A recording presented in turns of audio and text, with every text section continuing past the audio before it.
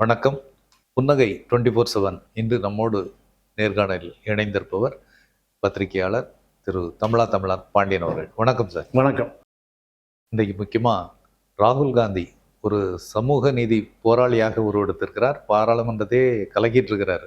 சமூக நீதி வேண்டுமா வேண்டாமான்னு முடிவெடுக்க வேண்டிய கட்டாயத்துக்கு எல்லாரையும் தள்ளக்கூடிய அளவுக்கு தொடர்ந்து பண்ணிட்டு இருக்காரு. இந்த பட்ஜெட் அல்வா வச்சு அவர் பேசினதும் சரி, பின்னாடி அனுராக் தாக்கூருடைய கமெண்ட்டுக்கு பேசியதும் சரி, இந்திய அளவில் ஜாதிவாரி கணக்கீடு எடுப்பதுதான் சமூக நீதி பிரச்சனைக்கு தீர்வாகும், அதை செய்தே தீர்வோம் அப்படிங்கிற அளவுக்கு டிக்ளேர் பண்ணியிருக்காரு. ஸோ இந்த அவருடைய ராகுலுடைய உருமாற்றம் பற்றி என்ன நினைக்கிறீங்க? இல்லை, ராகுலை பொறுத்த வரைக்கும் அவர் தந்தை ராஜீவ் காந்தி, பாட்டி இந்திரா காந்தி, இந்த 3 பேருடைய அரசியலை ராகுலுக்கு சொல்லிக் கொடுக்கக்கூடிய ஆட்கள் இப்போ அவரை சுற்றி இருக்காங்க. புது எதிரி பிஜேபியை எதிர்த்து தான் நீங்கள் நேரு பண்ணார், இந்திரா காந்தி அரசியல்,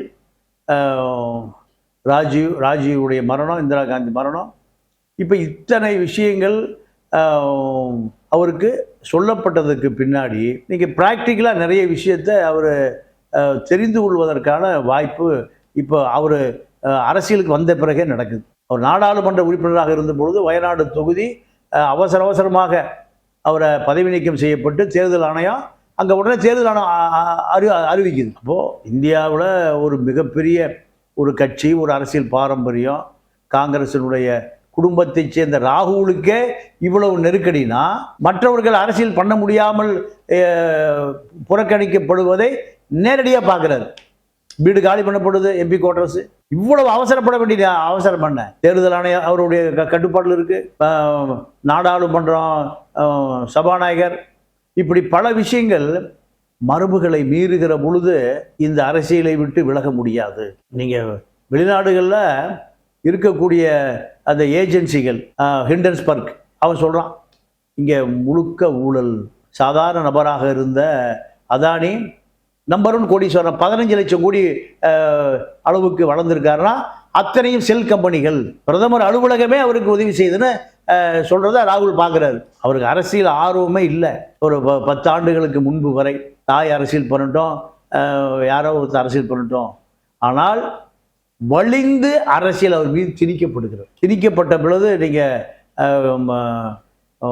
மாவோ தான் சொல்லுவார், மரம் சும்மா இருந்தாலும் காற்று விடுவதில்லை. இதே கதை தான், இவர் சும்மா இருந்தாலும் அரசியல் அவரை விடுவதில்லை. குறிப்பாக பிஜேபி, ஆர்எஸ்எஸ் அதனுடைய அஜெண்டா என்னன்னு தெரிந்து கொண்டு அதற்கு நேர் எதிராக சவால் விடக்கூடியவராக உருமாறி இருக்கிறார். இதுக்கான என்ன அழுத்தங்கள் அவருக்கு வந்திருக்கு? இல்லை, என்ன அழுத்தம்னா இவர் அரசியலிருந்தே அப்புறப்படுத்தணும். காங்கிரஸில் நீங்கள் காங்கிரஸினுடைய முகம் நீங்கள் சொன்னாலே ஒரு சுதந்திரம் அடைவதற்கு முன்பு இருந்து நீங்கள் காங்கிரசின் முகமாக காந்தி இருந்தார். காந்தி மறைவுக்கு பிறகு நேரு தான், நேரு மறைவுக்கு பிறகு இந்திரா காந்தி தான், இந்திரா காந்திக்கு பிறகு அவசரமாக கொண்டு வரப்பட்டவர் ராஜீவ் காந்தி, ராஜீவ் காந்திக்கு பிறகு ராகுல் காந்தி. அப்போது இது காங்கிரசினுடைய முகமாக பார்க்கப்படுகிறது. இதுதான் பிஜேபிக்கே பிரச்சனை. ஆர்எஸ்எஸ் பிஜேபிக்கு நீங்கள் ராகுலனுடைய மறைவுக்கு பிறகுதான் காங்கிரஸ் பல சிதறுண்டு போச்சு. சீதாராம் கேசரி தலைவராக்கிய பிறகு அந்த கட்சி நிற்கல. நரசிம்மராவுக்கு பிறகு அந்த கட்சி நிற்கல. நரசிம்மராவே ராஜீவுடைய தியாகம் தான், ரத்தம் தான் அவரை பிரதமர் நாற்காலிக்கு அமர வைத்தது. ராஜீவ் காந்தியினுடைய மரணத்திற்கு பிறகு யார் பிரதமர் ஆவது என்பதை ஆர்எஸ்எஸ் முடிவு பண்ணது. ஆர்எஸ்எஸ் ஏன்னா ராஜீவ் காந்தி மரணம் நிகழ்ந்த பிறகு 2ஆம் கட்ட தேர்தலில் காங்கிரஸுக்கு பெரும்பான்மை வருது. பெரும்பான்மை வந்த பிறகு யார் பிரதமர் ஆவது என்பதை நீங்கள் காங்கிரஸ் நாடாளுமன்ற குழு கூடி தேர்ந்தெடுக்கல. சோனியா காந்தி ஆதரவு பெற்ற நாடாளுமன்ற உறுப்பினர்கள் தேர்ந்தெடுக்கல. அரசியல் ஓய்வு பெற்று நீங்கள் ஆந்திரா ஓங்கோலில் போய் நரசிம்மராவ் ஓய்வுக்கு போயிட்டார். அப்போது பிரதமர் யார் வர வேண்டும் என்பதை நாக்பூர் முடிவு செய்து, காங்கிரஸ் கட்சியில் யார் பிரதமர் ஆகணும் நாக்பூர் முடிவு பண்ணி, நாக்பூருடைய விசுவாசி அன்றைய ஜனாதிபதி வெங்கட்ராம் ஐயர், பட்டுக்கோட்டை வெங்கட்ராம் ஐயருக்கு உத்தரவு போன பிறகு அந்த உத்தரவு ஒரு சனாதனவாதி. நரசிம்மராவ் டெல்லியை காலி பண்ணிட்டே போயிட்டாரு. இதை இந்த நரசிம்மராவை வந்து ராஜீவ் காந்திக்கு பிடிக்கவே பிடிக்காது. ராஜீவ் காந்தியை நரசிம்மராவுக்குமான உறவே இல்லை. சரி, சோனியா காந்தி உறவே இல்லை, காங்கிரஸ் உறவே இல்லை. அரசியல்ல முழுக்கு போட்டுட்டு போனவரை இவ்வளவு பெரிய காங்கிரஸ் கட்சிக்கு நீங்க பிரதமராக அறிவித்தது எதுன்னு கேட்டீங்கன்னா ஆர்எஸ்எஸ் தான். அரசுடைய செல்வாக்கு தொடர்ந்து காங்கிரஸ் கட்சியிலையும் இருக்கு. நீங்க இந்த ராஜீவ் கொலையில பெரிய குற்றவாளி சுப்பிரமணிய சாமி. நீங்க காங்கிரஸ் 97 ஆட்சி அமைக்கும் போது காட்டு தலைவராக போடுறாங்க. ஒரு மத்திய அமைச்சருக்கு இணையான பதவி அது. அப்போ இதெல்லாம் எப்படி சாத்தியம்? ஒரே விஷயம், எல்லா அரசியலுக்குள்ளேயும் ஆர்எஸ்எஸ் இருக்கு, எல்லா அரசியலுக்குள்ளேயும் பிஜேபி இருக்கு. இப்போ 5 ஆண்டு காலம் காங்கிரஸ் ஆட்சி செய்த பிறகு நரசிம்மராவால் மீண்டும் அரசியல் பண்ண முடியல. இந்த நிலை வருகிற பொழுதுதான் இந்தியாவில் தொங்கு பாராளுமன்றம். ஒரு அரசியல் ஸ்திரத்தன்மை இல்லை. எப்போ 98 பிஜேபி வர வரை அதுக்கு தான் பிஜேபி காத்திருந்தது. தாய்க்கழகம் ஆர்எஸ்எஸ் அதுக்கு தான் அரசியலே செய்தது. 98 பிஜேபி அரசு ஜெயலலிதா கவுத்த பிறகு 99 மீண்டும் வாஜ்பாய் பிரதமர் 2004 வரைக்கும். இதுதான் பிஜேபி தன்னை நிலைநிறுத்திக் கொள்வதற்கு நீங்க பல சதுரங்க வேட்டைகளை நடத்தி கொண்டே இருக்கும். அரசியல் காலகட்டம் சொன்னீங்க. பட் இன்றைய காலகட்டம் இன்னுமா காங்கிரஸுக்குள்ள ஆர்எஸ்எஸ் சாதிக்கும் இருக்குன்னு நினைக்கிறீங்க? நீங்க அதாவது நீங்க பிஜேபி காங்கிரஸ் 2 கட்சிகளுமே ஆர்எஸ்எஸ்ஸின் பிடியிலிருந்து தப்ப முடியாது. நீங்க உத்தவ் தாக்கரே பம்பாயிலிருந்து சொன்னார், காங்கிரஸுக்குள்ளும் ஆர்எஸ்எஸ் ஊடுருவி இருக்குன்னார். இது நான் சொல்ல, பெரிய இந்துத்துவவாதி யாரு, பால் தாக்கரேவுடைய பையன் உத்தவ் தாக்கரே. ஏன்னா காங்கிரஸும் சிவசேனாவும் ஒரு உடன்பாடுக்கு வராமல் யாரும் தடுக்கிறாங்க. அதனால அவர் சொன்னார். அது ஜெயராம் ரமேஷா இல்லை கேசி வேணுகோபாலா இல்லை யாருன்னு உத்தவ் தாக்கரே சொல்லணும். காங்கிரஸ் பிஜேபி 2.5 வருஷம், சிவசேனா 2.5 வருஷம் அந்த ஒப்பந்தத்தை பட்னாவிஸ் மீறுகிறார். கூட்டணி உடையுது. கூட்டணி உடைஞ்ச பிறகு சாதாரண ஆட்டோ டிரைவர் எம்எல்ஏவாக்கி மந்திரி ஆகினாங்க. யார்? சிவசேனாவில் பால் தாக்கரே குடும்பம். அவரை முதலமைச்சராக்கியாச்சு. இந்த வில் அம்போசின்னு அவருக்கு போயிடுச்சு. அவர் மிக சாதாரணமான ஒரு சிவசேனா ஊழியராக வந்தவரை பிஜேபி ஆர்எஸ்எஸ் நினைத்தால் முதலமைச்சர் ஆக்க முடியும். இத்தனை ஆண்டு காலம் அரசியல் செய்த பால் தாக்கரேவுடைய சின்னம் யாருட்டு இருக்குது? ஏக்நாத் ஷிண்டே இருக்கு. இது உலகத்தில் எந்த சக்தியாலும் இப்படி செய்ய முடியாது. ஜனநாயகத்தை இருகூறாக பிளந்து நீங்கள் இவர்களுடைய அடிவருடிகளை நீங்கள் முதலமைச்சர் ஆக்க முடியும், பிரதமர் ஆக்க முடியுங்கிறதுக்கு இதை விட வேறு உதாரணம் தேவையில்லை. ஆனால் இன்றைய நிலையில் ராகுல் காந்தி எல்லா விஷயத்தையும் ப்ராக்டிக்கலாக பார்க்குறாரு. யாரோ சொல்லி கொடுத்துல, யாரோ பாடம் நடத்தி இல்லை, ப்ராக்டிக்கலாக பார்க்குறாரு. அவர் தந்தையார் ப்ராக்டிக்கலாக பார்க்குற பொழுது மரணம் சம்பவிச்சிருச்சு. நீங்கள் உதாரணத்துக்கு ஈழ போராட்டத்தில் தேர்தல் நடக்குது. தேர்தல் நடந்து மீண்டும் ராஜீவ் காந்தி வெற்றி பெற்றால் ஈழத்தில் மீண்டும் இராணுவம் வந்துடும். இராணுவத்தை இந்திய இராணுவம் ஒரு வலிமையான இராணுவம். இந்த வலிமையான இராணுவத்தை எதிர்த்து போராட வேண்டிய ஒரு இக்கட்டுக்கு வந்துடுவோம். இதுதான் புலிகள் கவலைப்பட்டது. புலிகள் கவலைப்பட்ட பிறகு லண்டன்லேருந்து ஒரு பெரிய தூதுக்குழு, ஒரு அறிவுஜீவி தூதுக்குழுவை ராஜீவ் காந்தி பார்க்குறாங்க. ராஜீவ் காந்தி சொல்கிறாரு, நான் இராணுவத்தை அனுப்ப மாட்டேன். அதிகாரிகள் பேச்சை கேட்டு நிறைய தவறு பண்ணிட்டு நான் இப்போ தான் உணர்ந்தேன். என்னை கொலை முயற்சி நடக்குது. இந்த இராணுவ அணிவகுப்பில் ஒரு சிங்கள வீரன் துப்பாக்கி மட்டை திருப்பி என்ன தலையை செதறடிக்கிறான். அதில் நான் தப்பிச்சிட்டேன். அப்போது நான் முழுக்க விசாரிக்கிற பொழுது ஈழம் என்பது பல துரோகங்களை என்னை ஏமாற்றப்பட்டான். அதனால் நான் இராணுவத்தை அனுப்ப மாட்டேன். நான் 97 ஆட்சிக்கு வந்தேன்னா உங்களுக்கு நான் நாடு வாங்கி தரங்கிறார். இது 3 பேரை சொல்லி அனுப்புகிறார். ஒருவர் நீங்கள் லண்டன்லேருந்து வந்த ஒரு தூதுக்குழு, சிவாஜிலிங்கம் தூதுக்குழுவாக போகிறாரு. காசி ஆனந்தன் உயிரோடு இருக்காரு, சிவாஜிலிங்கம் உயிரோடு இருக்காரு, லண்டனில் இருக்கக்கூடிய ஆட்களும் உயிரோடு இருக்காங்க. 3 பேரையும் சொல்லி அனுப்புகிறார். புலிகள் இயக்கத்துக்கே ஆதரவாக இருந்திருக்கிற ஒரு கட்டத்தில். ஆமாம், இந்த யார் காசி ஆனந்தன் சொல்லி அனுப்புகிறாரு. காசி ஆனந்தன் நீங்கள் போய் பரவாயில்ல சொல்லியிருக்கலாமா, நடந்து போயிருக்கலாம், உருண்டு போயிருக்கலாம், சொல்லாமல் விட்டுட்டீங்களேன்னு சிவாஜிலிங்கம் காசி ஆனந்தனை சொல்லும்போது நான் பக்கத்தில் இருக்கேன். அப்போ செய்தி உண்மை தானே? இந்த தகவல் போய் சேரல. ஆனால் போய் சேர்ந்துருச்சு அவருக்கு. ஏன்னா லண்டன் தூதுக்குழு போய் சொல்லிட்டாங்க மீண்டும் இராணுவம் வராதுன்னு சொன்ன பிறகு ராஜீவ் மரணம் எப்படி நிகழ்ந்தது? உயர் அதிகாரத்தில் இருக்கக்கூடிய ஒரு பியூரோக்ரசி, அந்த பியூரோக்ரசியோட ஆட்டுவிப்பு தான் எல்லாத்துலயும் நடந்துட்டு இருக்கு. நீங்க ராஜீவ் கொலையில சிறையில் இருந்த ரங்கநாத் நான் பலமுறை சந்திச்சு பேசியிருக்கேன். எனக்கு நல்ல நண்பன் ரங்கநாத். ராஜீவ் கொலையில் இருந்தார்ல பெங்களூர் ரங்கநாத், சிவராசன் தானே இருந்த வீட்டு உரிமையாளர் ரங்கநாத் சிறையில் வந்த பிறகு அவருக்கு நான் கூட்டம் கூட போட்டிருக்கேன். அப்போ அவர் சொன்னார், சில ரகசியங்களை நான் சொல்லுகிற போது கார்த்திகேயன் அடிக்கிறாரு, உண்மையை சொல்லாதுன்னு அடிக்கிறாரு. போலீஸ் என்ன எதுக்கு அடிப்பான்? சிபிஐ உண்மையை சொல்ல சொல்லிதான் அடிப்பான், உண்மையை சொல்ல சொல்லிதான் அடிப்பான். நான் சுப்பிரமணிய சாமி பற்றி, சந்திராசாமி பற்றி பல ரகசியங்களை சொல்லுகிற போது என்ன அடிக்கிறாரு. ஏன்னா சிவராஜன் அவரோடு தொடர்பில் இருந்தார். யாரோட? சந்திராசாமி, சுப்பிரமணிய சாமி, இந்த சுசாமிகளோட தொடர்பில் இருந்தார் சிவராசன். நேபாள் வழியாக தப்பி போவதற்கான ப்ராசஸ் நடந்துட்டு இருந்தது. இந்த கொலை முயற்சி நடந்த பிறகு நேபாள் வழியாக ஏதோ ஐரோப்பா நாட்டு தப்பி போவதற்கு ஒரு முயற்சியில் இருந்தார். இதெல்லாம் நான் சொல்லுகிற போது கார்த்திகேயன் அடிக்கிறார். கார்த்திகேய ராஜீவ் குடும்பத்தில் ரொம்ப விசுவாசமான நபர். ஆனால் கார்த்திகேயனை சோனியா காந்தி கடைசி வரைக்கும் பார்க்கல. என்ன காரணம்? ஒரு நெருடல் இருக்கா? ராஜீவ் காந்தியுடைய குடும்ப விசுவாசி பழைய சிபிஐ டைரக்டர் கார்த்திகேயன்.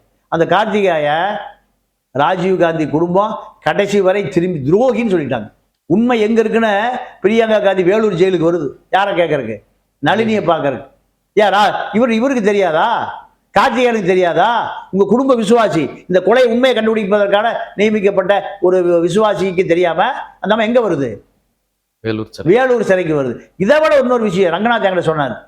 இப்போ சிறையில் வெளியே வந்துட்டார். வந்த உடனேயுமே அதிகாரம் யார்கிட்ட இருக்குன்னா மன்மோகன் சிங் பிரதமர். 2004, 2014, 10 வருஷம் பிரதமர்.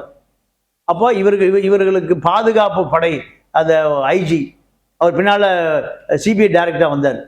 அவர் அனுப்பி கூட்ட சொல்கிறாங்க, இவர் தப்பிச்சு ஓடியா நெடுமாறன் சரண்டர் ஆகிட்டார், என்னை கூட்டிகிட்டு போகிறாங்க, என்னை கொண்டு வருவாங்கன்னு. சோனியா நெடுமாறன் தொலைபேசி தொடர்புக்கு வருது. அவர் அனுப்புங்க, நான் சில விஷயம் அவருக்கு கேட்கணும், எனக்கு நிறைய சந்தேகம் இருக்குது, பேப்பரே காணா, அதிகாரிகள் உண்மையே சொல்ல மாட்டேங்கிறான். எப்போ பிரதமரை கைகாட்டுகிற இடத்துல உட்கார்ந்துருக்கிற சோனியாவுடைய நிலைமை. அப்போ இது யார் செய்ய முடியும்? இதை யார் செய்ய முடியும்? பெரிய அதிகார மையம் தான் செய்ய முடியும். அப்போ இவரை பத்திரமா கூட்டிகிட்டு போய் எனக்கு பத்திரம் ஒப்படைக்கணும். ஏன்னா நெடுமாறு அவங்க மாமியாருக்கே பழக்கமானவர், இந்திரா காந்திக்கே பழக்கமானவர். அப்போ கூட்டிகிட்டு போகிறாங்க. கூட்டிகிட்டு போகும்போது 3 மணி நேரம் அந்த அம்மா வீடியோ வச்சுட்டு எல்லா விஷயத்தையும் கேட்குது.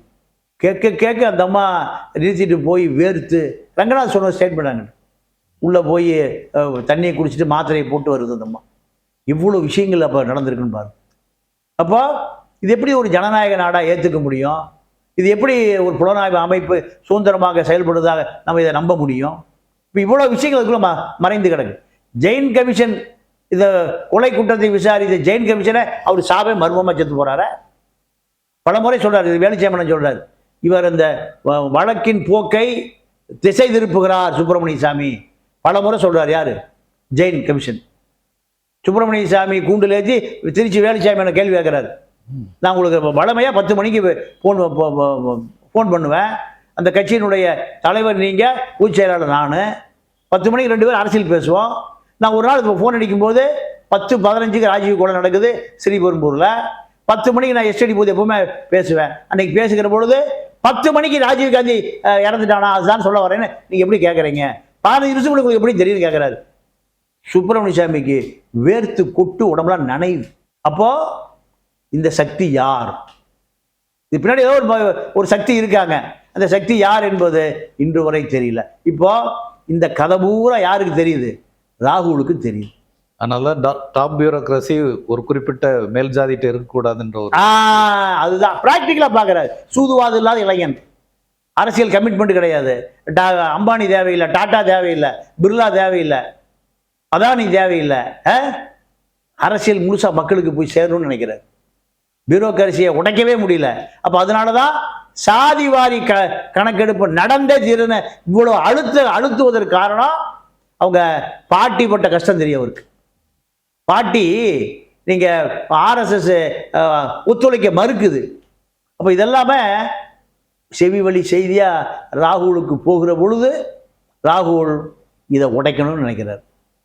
சாதிவாரி கணக்கெடுப்பின் மூலம்தான், ரிசர்வேஷன் மூலம்தான், மண்டல் கமிஷன் மூலம்தான் விபி சிங்கு எவ்வளோ பெரிய போராட்டம் நடத்தினார். விபி சிங்கினால ஆட்சி கவிழ்க்கப்பட்டு மாணவன் பூரா யார், நீங்கள் ரிசர்வேஷனுக்கு எதிராக போராடிய மாணவனை நீங்கள் தாழ்த்தப்பட்ட மாணவனை மரணை ஊற்றி கொடுத்து விட்டானுங்க. அவன் ரிசர்வேஷன் வேண்டாங்கிறான்னு. இப்படி பல சதிகள் நடந்தது. அப்போ இதெல்லாமே செவி வழி செய்தியாக ராகுலுக்கு தெரிந்த பிறகுதான் இவ்வளவு அழுத்தமாக அந்த இளைஞனால் மாற முடிந்தது. வேற எந்த காரணமும் இல்லை. மண்டல் கமிஷன் இந்திரா காந்தி பீரியட்லேயே வந்துருச்சு. ஆனாலும் அவங்க அதை இம்ப்ளிமெண்ட் பண்ண முடியல. அதே மாதிரி ராஜீவ் காந்தியும் அதை தொடர்ந்து, அதாவது இந்திரா காந்திக்கு பிறகு ராஜீவ் காந்தி, விபி சிங், பல பேர் இப்போ போராடி இருக்கான். ஒண்ணுமே பண்ண முடியல. ஆட்சியை இழந்திருக்காங்க. இதனால அவ்வளோ டேஞ்சரஸ்ன்னு தெரிஞ்சும் ராகுல் இவ்வளவு தீவிரமா தொடர்ந்து, அதுவும் குறிப்பா இந்த பட்ஜெட் டைம்ல அந்த படத்தை காட்டி பேசினாரு. ஒருத்த கூட எஸ்சி எஸ்டி இருக்காரான்னு கேட்கிறாரு. யாராவது இருக்காங்களா அல்வாக்குன்றீங்க? எல்லாம் மேட்டுக்குடியை சேர்ந்தவர்கள். யாராவது உழைக்கிற மக்கள், தாழ்த்தப்பட்டவங்க, ஒடுக்க யாராவது இருக்கானா? இந்த கேள்வி விலை மதிப்பற்ற கேள்வி. எல்லா ஐரோப்பா நாடுகளும் பார்த்துட்டு இருக்கான். ஐரோப்பா யூனியன் எல்லாம் இதை பார்த்துட்டே இருக்கான். இந்த கேள்வி கேட்கும்போது நிதியமைச்சர் நிர்மலா சீதாராமனுடைய பாடி லாங்குவேஜ் பார்த்தீங்கன்னா தலையில் அடிச்சுட்டு ஒரு கேவலமான ஒரு இழிவான பார்வை பார்க்குறாங்க. பட் அதுக்கும் ராகுல் பதில் சொல்றாரு, இதை வந்து சிரிக்கிறீங்க, இது எவ்வளோ பெரிய விஷயம்னு நாட்டுக்கே தெரியும். ஸோ இந்த 20 அதிகாரிகளில் 2 பேர் தான் அடுத்த கட்டத்தில் இருக்கிறவங்க, 18 பேர் உயர் ஜாதி சேர்ந்தவர்கள்ங்கிறது ரெப்ரசன்டேஷனில் என்ன சிக்கல்ங்கிறத சொல்லுது. அதனால் ஜாதிவாரி கணக்கெடுப்பு நடத்தியே தீரணுன்றார். பட் இப்போ ரீசெண்டாக அனுராக் தாக்கூர் சொல்லும்போது, நீ எந்த ஜாதிக்காரன்னு உனக்கு தெரியாது, நீ சொல்றியா ஜாதிவாரி கணக்கெடுப்பு நடத்தணும்னு சொல்லி அப்படின்னு ஒரு கேவலமான கமெண்ட் அடிச்சிருக்காரு. இதை பற்றி நீங்கள் என்ன?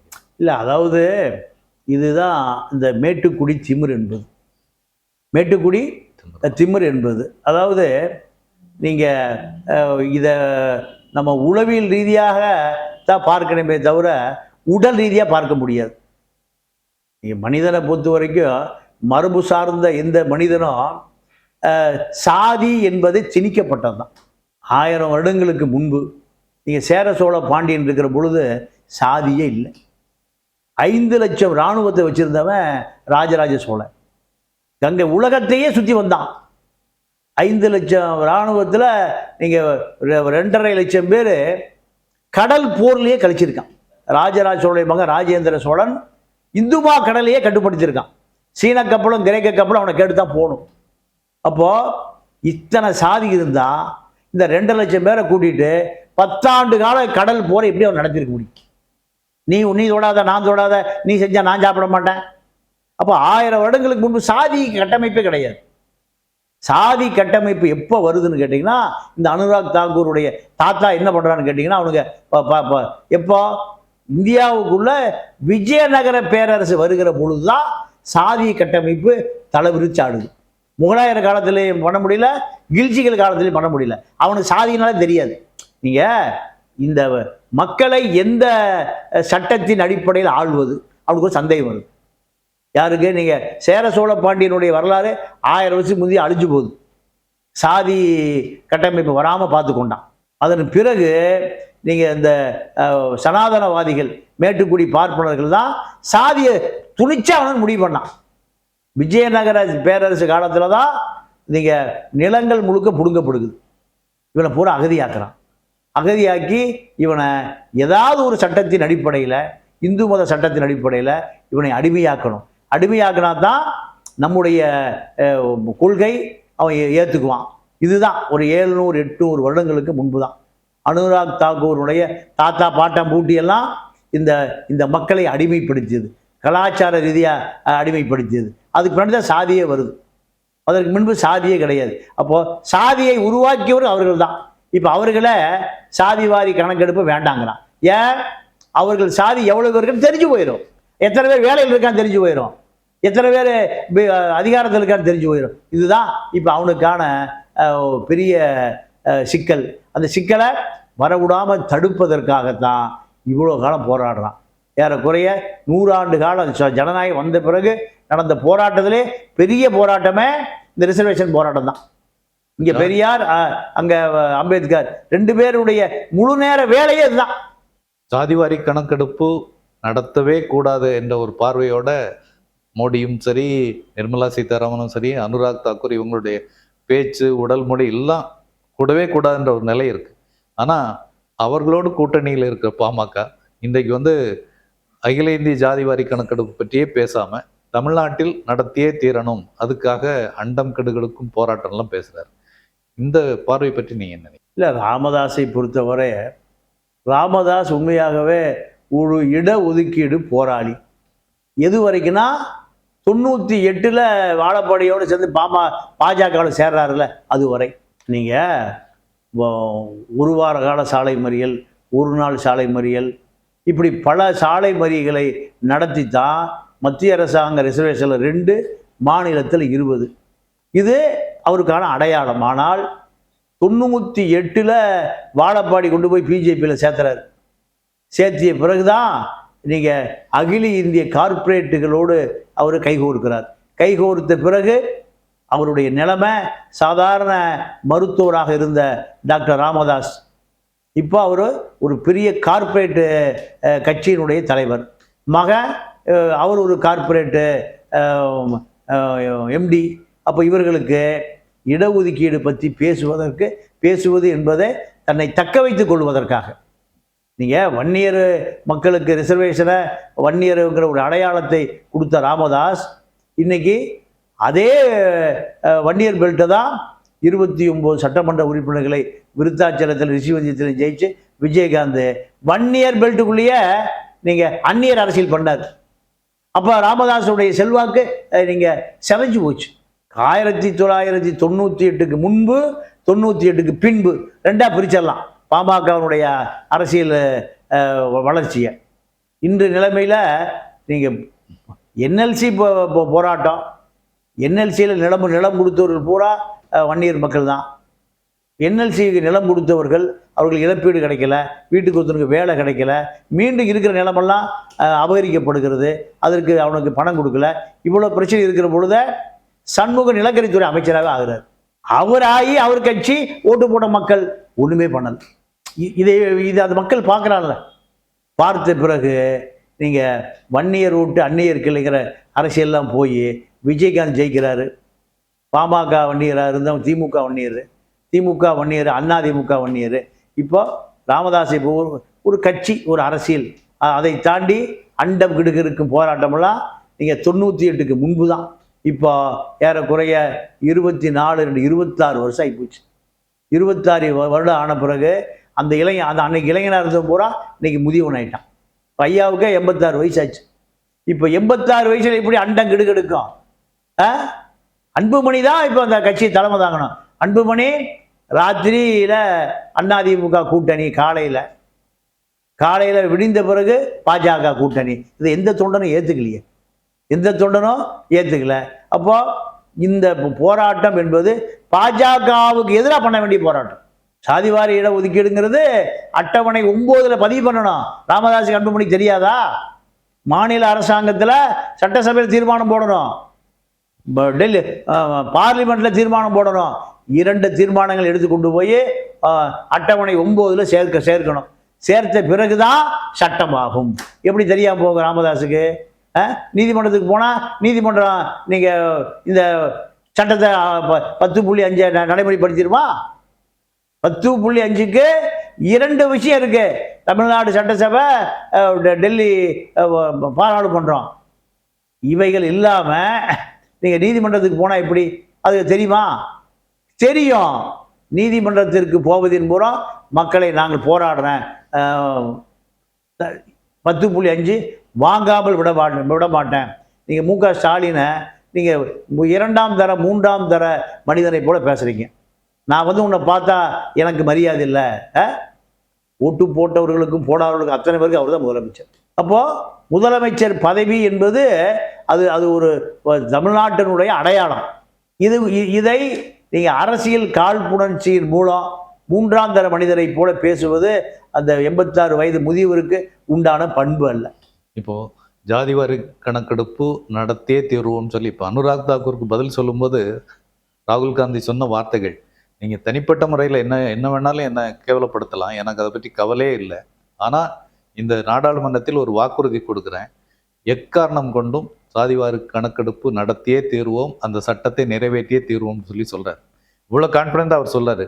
ஆனாலும் ஒரு பக்கம் ஹை பியூரோக்ரஸியில் இருக்கக்கூடிய ஒரு நெகட்டிவ் அப்ரோச், இன்னொன்று ஆர்எஸ்எஸ் பிஜேபி போன்ற அமைப்புகளுடைய பெரிய தாக்கம் காங்கிரஸ்லேயே கூட உள்ளே இருக்குன்னு சொல்கிறீங்க. இந்த நெருக்கடிகளுக்கு இடையில் அது சாத்தியமா? ராகுல் காந்தியோட உண்மையான இந்த சவால் நடைமுறைக்கு வருமா?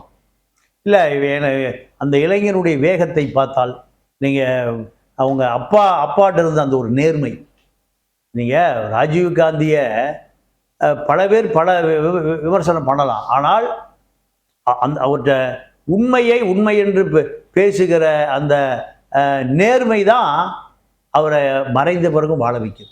நீங்கள் ஈழ போராட்டத்தில் சந்தித்த பல பேரை நான் சந்திச்சிருக்கிறேன். ராஜீவ் காந்தியை சந்தித்ததில்லை, ஆனால் ராஜீவ் காந்தியோடு பேசிவிட்டு வந்த பலரை சந்திச்சிருக்கேன். ஒரு நேர்மை இருக்குங்கிறாங்க. அந்த நேர்மையில் ஒரு உண்மை இருக்கு. நான் அதிகாரி பேச்சுக்கிட்டு தப்பு பண்ணிட்டேன் அப்படின்னு சொல்லுகிறதுக்கு ஒரு நேர்மை வேணும். எல்லாருமே நான் தப்பு பண்ணிட்டேங்க, என்னை மன்னிச்சுங்க. நீங்கள் கம்யூனிஸ்டுகளில் தான் நீங்கள் சுய விமர்சனம் ஒரு விஷயம் வைப்பான். மார்க்ஸு, ஏங்கல்ஸு, லெனின், ஸ்டாலின் யாராக இருந்தாலும் சுய விமர்சனம் தான். அதே போல் ராஜீவ் காந்திகிட்ட அந்த நேர்மை இருந்திருக்கு. நான் நிறைய தப்பு பண்ணிட்டேன்னு இருக்கு. ஆனால் சூதுவாது இல்லாத அந்த இளைஞனை 84 இந்திரா காந்தி மரணத்திற்கு பிறகு என்ன பண்ணுறாங்க? இம்போர்ட் பண்ணுறாங்க. நீங்கள் அரசியல் தலைவர்களை ஏற்றுமதி இறக்குமதியெல்லாம் பண்ணவே முடியாது. ஆனால் ஒரு அடையாளம் வேணும். இந்திரா காந்தி குடும்பத்துக்கு ஒரு அடையாளம் வேணும். அதனால் அவரை கொண்டு இங்கே பிரதமர் நாற்காலியில் அமர வைக்கிறாங்க. அமர வைக்கிற பொழுது நீங்கள் ஆர்எஸ்எஸ்னுடைய உளவாளி தான் பிரணாப் முகர்ஜி. பிரணாப் முகர்ஜி எப்படியாவது சீட்டை கவரணும், அந்த சீட்டை தான் உட்காரணும். நீங்கள் நரசிம்மராவுக்கு பிறகு காங்கிரஸில் இருக்க ஆர்எஸ்எஸ் உளவாளி பிரணாப் முகர்ஜி. இப்போ இதெல்லாம் தாண்டி தான் பிரணாப் முகர்ஜி தான் நீல பிரச்சனையில் முழு கதாநாயகன், ஆர்எஸ்எஸ்னுடைய ஏஜென்ட். இன்னைக்கு பாலக்காட்டு வைத்தியநாத் ஐயர் எழுதுறாரு தினமணிக்கு கதிரில், பிரணாப் முகர்ஜி என்ற ஒரு உயிர் துடிப்பு.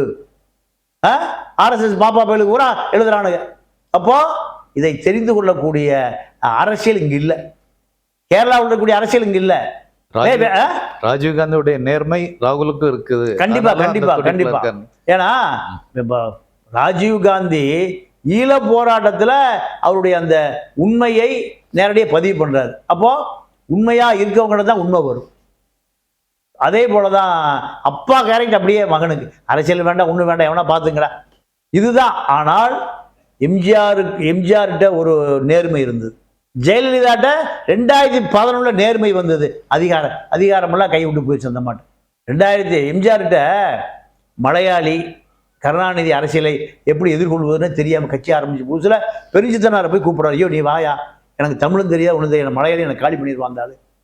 பெருஞ்சித்தனார் வீட்டுக்கு போய் கூப்பிடுறாரு. யார்? நம்ம ராஜாராம் போய் கூப்பிடுறாரு. கூப்பிட்ட போது இல்லை அவர் நம்ம தமிழ் உணர்வாளர்கள் பூராமல் எப்படி இருப்பான்னு கேட்டிங்கன்னா ஒரு வகையான மனநோயாளிகள் தான். நான் அப்படியே நேரடியாக சொல்கிறேன். தனித்தமிழ்நாடு வேலையை நான் பாதி வேலை முடிச்சிட்டேன். யார் சொன்னது? ராஜாராமன் பெருஞ்சித்தனார் சொன்னது. 2 சென்ட் இடம் கூட அவருக்கு சொந்தமாக இல்லை. அப்போ தனித்தமிழ்நாடு இடத்தை பாதி வேலை முடிச்சிட்டேன், அதனால மாக்கோ ராமச்சந்திரா போய் சொல்லுங்க, நான் அந்த வேலையை முடிச்சுட்டு வர்றேன். எப்போ? தனித்தமிழ் வாங்கிட்டு வர்றேன். அப்போ இதுக்கு என்ன பேரு? அப்போ கனவு உலகத்தில் நான் அதை தான் இந்த வேகமா வேதனையோடு சொல்றேன், மனநோயாளி. அப்போ அது அது அது அப்படி. அப்போ எம்ஜிஆர் என்ன நினைக்கிறாரு? இந்த மக்களை ஏமாற்றக்கூடாது. அரசியல் தெரியாது, கோமாளி குருமாளி தான், ஆனால் மக்களை அந்தாலும் பார்க்குறான். இந்த மக்கள் பூரா இவ்வளவு அபரிமிதமா நமக்கு ஓட்டை குத்தி குத்தி போடானடா, நமக்கு ஒண்ணுமே. அப்போ இந்த மக்களை ஏமாற்றக்கூடாதுன்னு முடிவு பண்ணும். அதுதான் ஜெயலலிதா கடைசியில் 2011 ஆட்சி அதிகாரத்துக்கு வந்த பிறகு பார்க்குது, நம்ம நிறைய தப்பு பண்ணிட்டோம், நெடுமாறனை வர சொல்லுங்க, தமிழறி மணினை வர சொல்லுங்க, ஈழ பிரச்சனை நான் என்ன செய்யணும். இந்த 2 முட்டாள்களும் வைகோவுக்கு சீட்டு கொடுக்கல, வைகோவை ஏமாத்திட்டீங்க, வரமாட்டேன்ட்டாங்க. இழந்தது தமிழகம் தான். அந்த அந்த அந்த பாப்பாத்திய சரியாக பயன்படுத்தி இருந்தால் 2011 மிகப்பெரிய மாற்றம் நடந்திருக்கு. நான் ஒரு பத்திரிகையாளர் செய்தியில் நான் நேரடியாகவே பார்த்தேன். என்னன்னா, ஹிலாரி கிளின்டன் அந்த அம்மா சந்திக்குது. ஹிலாரி கிளின்டன் சொல்லுது, கொடூரமான ஆளு இந்த ராஜபக்சே. இதெல்லாம் 2011 நடந்தது. அவனை எப்படியாவது மாற்றிட்டு எப்படியாவது ஈழத்தமிழருக்கு ஒரு ஏதாவது நடக்கணும், உங்கள் காலத்தில் நடக்கணுங்குது. ஹிலாரி கிளின்டன் அதை கவனத்தில் எடுத்துக்க அந்த அம்மா. அந்த அம்மா இப்போ வந்து அமெரிக்க ஜனாதிபதி வேட்பாளர். இதை சாரங்கி யார், அவர் தான் சீஃப் செக்ரட்டரி. சாரங்கி அந்த பேச்சுவார்த்தையில் இருக்கிறார். அதை ஐபி உடனே தெரிஞ்சுட்டு டெல்லிக்கு போயிடுது. டெல்லிக்கு போன பிறகு அடுத்த நாள் ராஜபக்சேனுடைய கொழும்பு தூதர், இங்கே இருக்க தூதர் 2 பேரும் வந்து பொக்கே எடுத்துகிட்டு வரான். எடுத்துகிட்டு வந்து அம்மா பார்க்குறான். பார்த்து ராஜபக்சேவை எல்லாம் இங்கே இருக்கிற மீடியாக்கள் பூராம நீங்கள் அரசு வாந்தி எடுக்குது இல்லை, அதை செய்தியாக்குற ஊடகங்கள் தான் தமிழ்நாட்டு ஊடகங்கள் பூரா. எல்லாம் கார்பரேட் முதலாளிகள், எல்லாம் ஜெயிலில் இருக்கிற வேண்டிய பயலும் அவ்வளோ பேரும். அப்போ இதெல்லாம் பதிவே ஆகலை. அடுத்த நாள் ராஜபக்சேனுடைய டெல்லி தூதரும் இங்கே இருக்கிற துணை தூதரும் வந்து அதை பார்க்குறாங்க. அடுத்த நாள் சார் பத்திரிகை எடுத்து பாருங்க செய்தியை. அப்போ இந்திரா காந்தியுடைய கோபம் ஹிலாரி கிளின்டன் சொன்னது, குற்றவாளி ராஜபக்சே, கொலை குற்றவாளி, அவனை நீங்கள் தூக்கில் போடணும். நடராஜன் சசிகலாவும் பல லட்சம் கோடியை சம்பாரிச்சு புள்ள குட்டியில் இவனுக்கு கிட்னிஸ் எல்லாம் சேர்த்து அந்த பொம்பளை இப்போ தெருவா அலைகிறான். இந்த தமிழர்களுக்கு செஞ்ச பாவம் தான் அது. அப்போ இந்த ஜெயலலிதாவை பயன்படுத்தி இருக்கலாம், பயன்படுத்தவே இல்லை. அடுத்த நான் இப்போ முடிச்சு 2 பேர் வர்றாங்க ப்ரெஸ் மீட்டு. வெளியே வரும்போது நிருபராக இருக்கேன். நான் தான் கேட்டேன், இல்லைங்க அந்த சிஎம் முதலமைச்சராகி ஏறக்குறைய 1 வருஷம் ஆகி போச்சு. அந்த அம்மா 11 சிஎம் ஆச்சு, 12 ஹிலாரி கிளின்டனை சந்திக்குது. அப்போ இல்லை முதலமைச்சராக வெற்றி பெற்றதுக்காக வாழ்த்து சொல்வதற்கு எங்கள் அதிபர் பொக்கே கொடுத்து அனுப்பிச்சாரு. நாங்கள் ஐயா 1 வருஷம் ஐயா கொழும்புலேருந்து சென்னை வர்றதுக்குன்னு கேட்டேன்.